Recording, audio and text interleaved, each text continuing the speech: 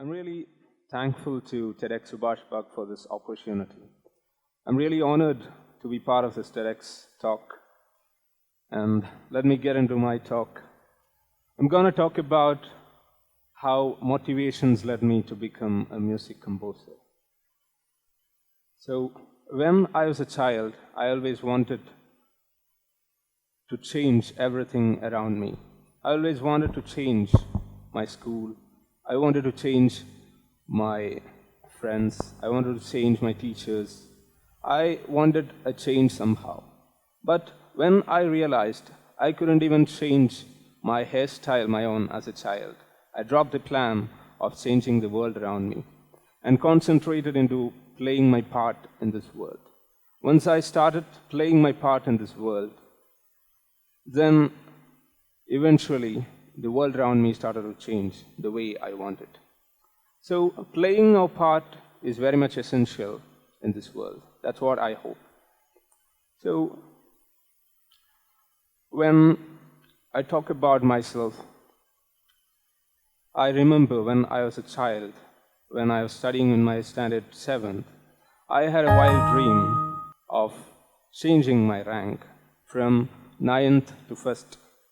So I wanted to become the class topper. So I went to the current class topper and asked him and told him, I'll become the class topper this time. But the response of that guy was like, he laughed at me and told me, you will never ever come closer to the first rank. So actually it was so much disturbing for me, and his response was so much dishonoring for me, but I took it as a motivation or as a pulling force to move forward and attain something that people think is not attainable or not possible. So what I did was I studied harder and harder and harder, but just 2 weeks before the exam, I got high fever and got admitted to hospital. And I was hospitalized for about 5 days, and what was left was just 1 week in front of me to attain my my dream of attaining the first rank. So I lost my hope. Just 1 week is in front of me to get the first rank. But what happened is, after coming from the hospital, I studied harder and wrote the exam. And to my surprise, when the rank list came, I got the first rank. So that was something, very much inspirational or motivational, or it was kind of pulling force for me to move forward in my life. And it became evident for me that if we have a vision and move forward in our life, we can attain any heights. So that was the biggest motivation I get in my life. I had keen interest in music, but I joined engineering, as every child of this Kochi or in India does. I released my first musical album named The Divine Love when I was studying my engineering first semester.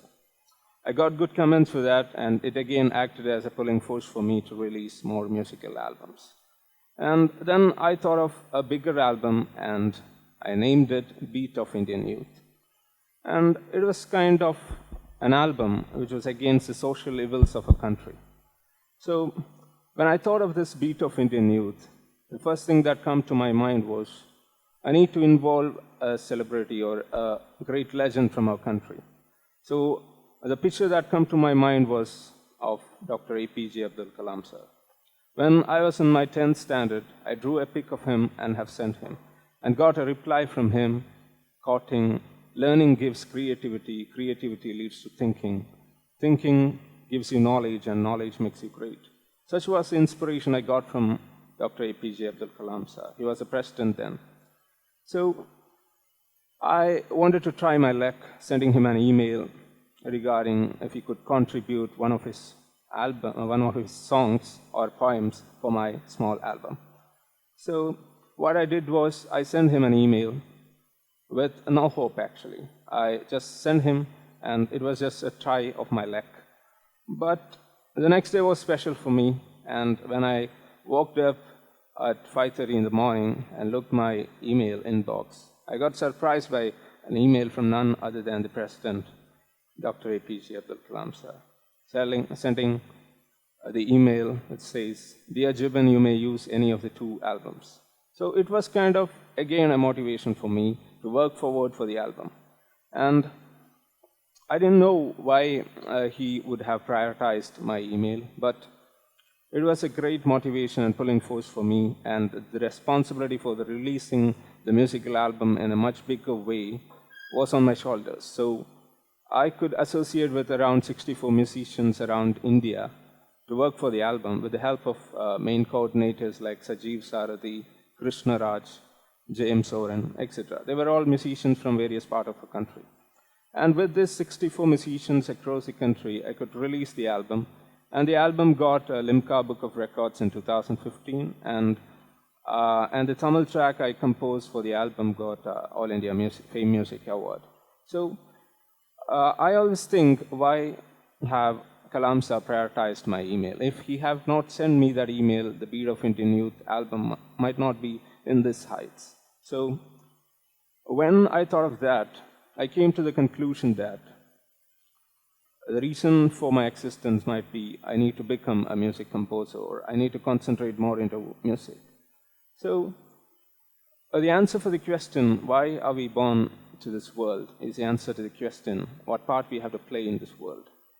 So I wanted to switch my profession from engineering field to music field or media field. I was working in apologized Kalamasheri as an engineer, and I left that job and started concentrating into media field and started a company named 20dB Productions related to media and music. So once I did that, the world around me started to change the way I wanted. So the first thing I got was the opportunity to compose a song for a Hollywood movie named Unbridled. And it was really an inspiration. One of my clients, Jerry McLaughlin and Christy McLaughlin, were my clients, and they were the producers for the movie Unbridled. And I could compose the song Sometimes I Can't Relate for the movie, starring Oscar nominee Eric Roberts. And so I think when we start to play a part in this world, gradually everything around us will come to us and will change the way we want it. So what I want to tell is, everyone have a definite part to play in this world. And once we realize, or once we recognize what part we have to play in this world, then no one can actually put us down. That's it. Thank you.